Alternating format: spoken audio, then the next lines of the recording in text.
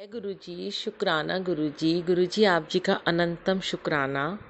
आजकल गुरुजी शिव पुराण की सेवा ले रहे हैं, तो उन्हें पता है कि मैं सत्संग थोड़े से कम लिख पाती हूँ और कम शेयर कर पाती हूँ, पर फिर भी गुरुजी वीक में 1 या 2 सत्संग तो लिखवा ही रहे हैं, क्योंकि उन्हें पता है शिव पुराण भी उन्हीं की कृपा से संभव हो पा रही है मेरा सुनाना, और सत्संग तो मेरी आत्मा की भूख को शांत करता है।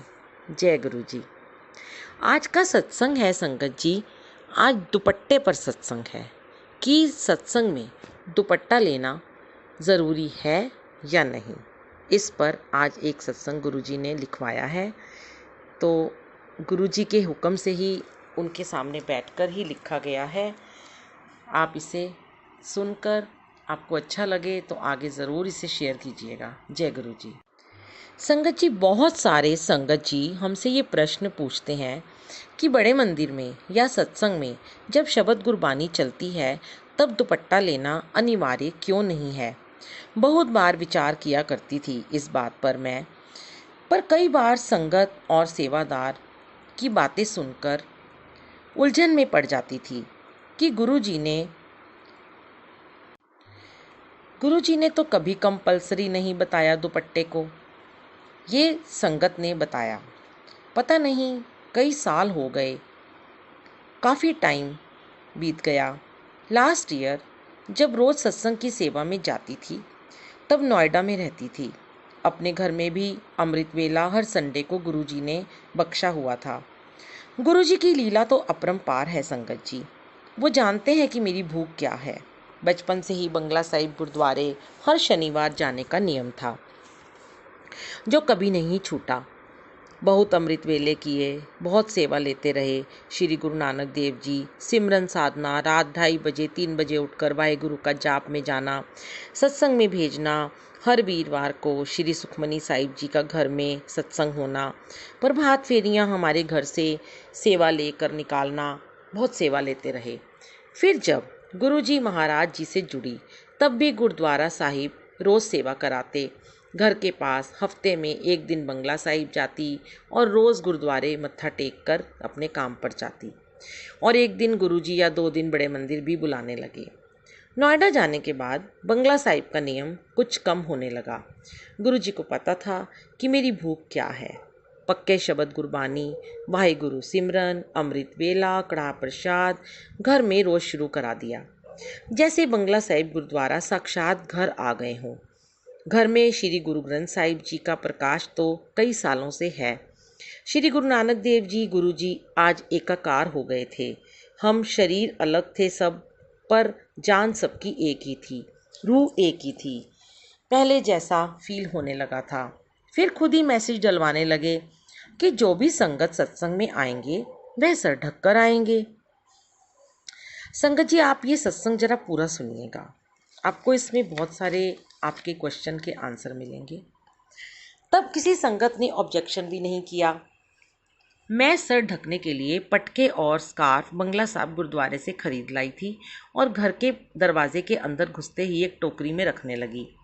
जो दुपट्टा नहीं लेकर आता था वह भी सर ढकने लगा। 1 साल तक ये सिलसिला अच्छे से चलता रहा, पर बार बार कोई ना कोई संगत आकर कभी ना कभी नेगेटिव बोल देते कि अरे गुरुजी ने कब कहा सर ढकने को। हमारे गुरुजी महाराज तो एक ही बात कहते हैं कि जो बात करनी है मुझसे डायरेक्ट करो, नो कन्फ्यूज़न। मुझे गुरुजी बार बार कहते थे कि तू जो करना चाहती है वो तू कर ले, मुझे इससे कोई प्रॉब्लम नहीं है, तू क्यों लोगों की बातें सुनती है। पर मैं बार बार गुरुजी मुझे कहते कि तू डायरेक्ट मुझसे बात कर, मैं टेलीपैथी से तुझे सारे जवाब दूंगा। और संगत जी, मैं टेलीपैथी से उनसे बात भी करती हूँ, पर जाने क्यों ये बात उनसे नहीं कर पा रही थी। ये क्वेश्चन उनसे नहीं कर पा रही थी कि दुपट्टा लेना ज़रूरी है या नहीं।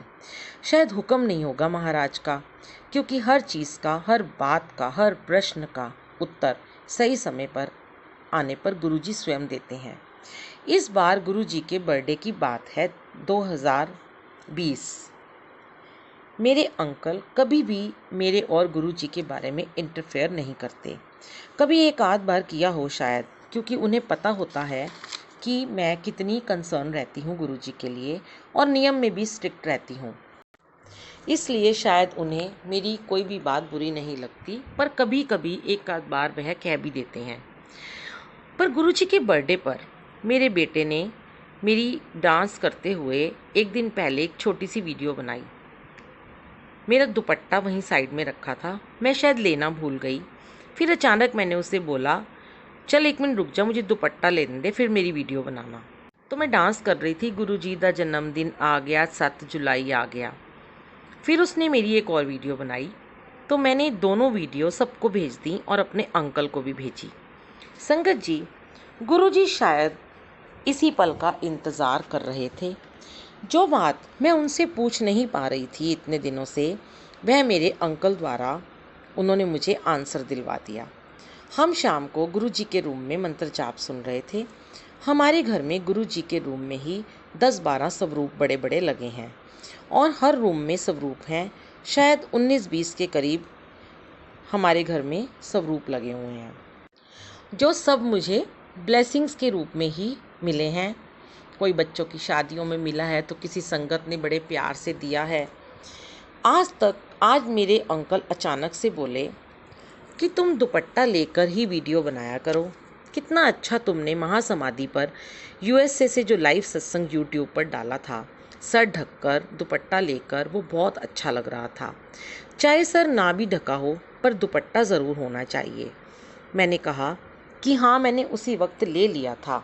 तब उन्होंने मुझे बहुत अच्छी, दिल को छू लेने वाली एक बात बोली कि सब लोग हर बात में गुरुजी का नाम ले देते हैं कि गुरुजी ने ऐसा कहा, वैसा कहा, कि दुपट्टा लेना ज़रूरी नहीं है।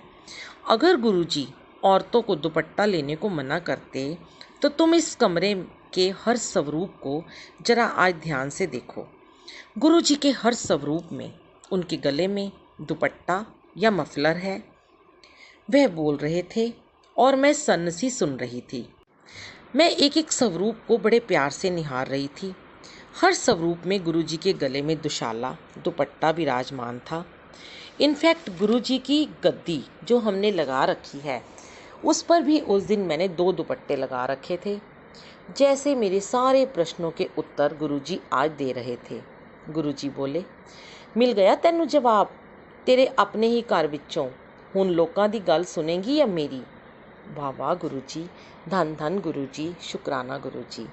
बस उसी वक्त इस बात को सोचा कि सत्संग बनाकर ज़रूर डालूंगी और कुछ लिखने बैठ गई। फिर उस रात मैंने गुरुजी से बहुत सारी बातें की। संगत जी, कि हम आपको तो 2-2 दुपट्टे पहनाते हैं, गर्मी हो या सर्दी हो, पर खुद सबकी बातों में आ जाते हैं कि दुपट्टा लेना ज़रूरी नहीं। फिर उस दिन श्री गुरु नानक देव जी ने भी मुझे कहा, बेटा, हर बात में ये सारी दुनिया मेरे भोले से बच्चे गुरुजी का नाम लगा देती हैं। वहीं जहाँ मंदिर में गुरुजी गुरबानी चलाते हैं और तुम लोगों को इतनी सी बात समझ में नहीं आती कि गुरुजी के मंदिर में चाहे किसी ने दुपट्टा लिया हो या नहीं, पर उनके हर स्वरूप में दुपट्टा शॉल होती है। इसी से समझ जाओ कि गुरुजी महाराज गुरबानी को कितनी इज्जत बख्शते हैं। सॉरी गुरुजी, सच में आपने मुझे क्या क्या आज समझा दिया। मैं दिल से क्षमा मांगती हूँ। जब हर बात आपसे पूछती हूँ, शेयर करती हूँ, तो ये क्यों नहीं कर पाई आज तक। संगत जी, ये दुपट्टा सत्संग तो बड़ा ही प्यारा बन गया है। देखो तो सारे कैसे मुस्कुरा रहे हैं। गुरुजी बोले, इतना ना सोच, हुण ध्यान रखी वीरा, ते सारिਆਂ ਨੂੰ समझाई। बोले, याद है ਤੈਨੂੰ याद है जब तू पहली वारी ਵੱਡੇ ਮੰਦਿਰ आई सी ਤਾਂ 22 जुलाई भयंकर गर्मी, तेरा सर फट रहा सी दर्द ਦੇ ਨਾਲ, पर तू सिर ਨੂੰ काली चुन्नी नैट ਦੀ चुन्नी ਨਾਲ ਟਕਿਆ ਹੋਇਆ ਸੀ। ਤੈਨੂੰ ਕਿਹਾ भी कईयां ने कि आंटी गर्मी है, चुन्नी उतार दो। मैं रो रही थी, बहुत दर्द हो रहा था, माइग्रेन का दर्द था, सर फट रहा था। गुरबानी चल रही थी, मेहरबान साहिब मेरा मेहरबान।